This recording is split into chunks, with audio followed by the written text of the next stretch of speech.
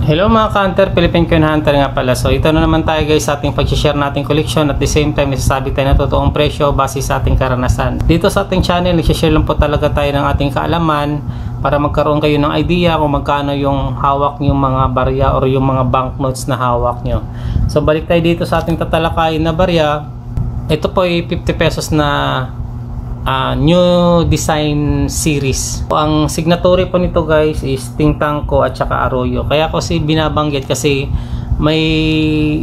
marami po kasing signatory ng 50 peso. O lahat ng banknotes guys mayroong mga signatory. Kaso hindi ako nahilig dun sa nangongolekta ng lahat ng signatory. So kumbaga common lang po talaga madalas ang ano natin, kaya na kinokolekta, mapa-coin or mapa-banknotes. So dito sa Tingtangco at saka Arroyo, ang bili lang po natin dito is 35 lang. Kasi ito may stain to konti at saka may fold to sa gitna. Di na lang makita kasi matagal na siya na naka-diretso ng ganyan. Kaya nawala na yung parang fold niya sa gitna. Di ko na makita. May fold to guys eh. Tapos ang dami kong binili nito. Ano to? Ilang piraso to binili ko nito noon. Ayan sila oh. Ganyang kakapal. Kasi ito dati inaano ko na, ibabay and sell ko, pero napakaganda ng kondisyon nito. 35 lang din.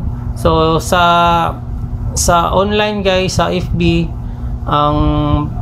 may nagbibenta ng complete denomination na common signatory, nasa 1.2 to 1.5 ang complete na may 100, yung kompleto na new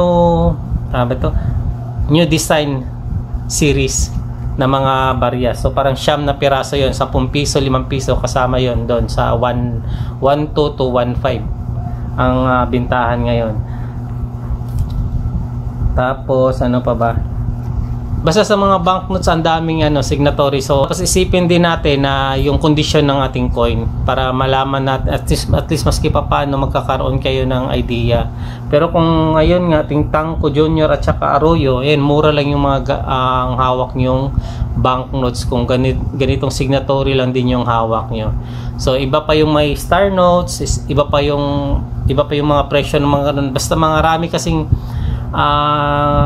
tawag dito, maraming mga tinitignan yung mga banknotes collector talaga na mahilig talaga sila sa signatory, sa special serial number, yung solid number, yung 0001, may mga ganun guys, pero hindi tayo mahilig sa ganun na mga collection. So dito, ito lang yung nakahiligan natin, common pero UNC condition. Ayan, maraming salamat sa panonood. Philippine Coin Hunter nga pala. Kung may tanong kayo dyan sa about sa ating collection, comment na kayo dyan sa baba. Happy hunting everyone. Paalam. God bless. Bye bye.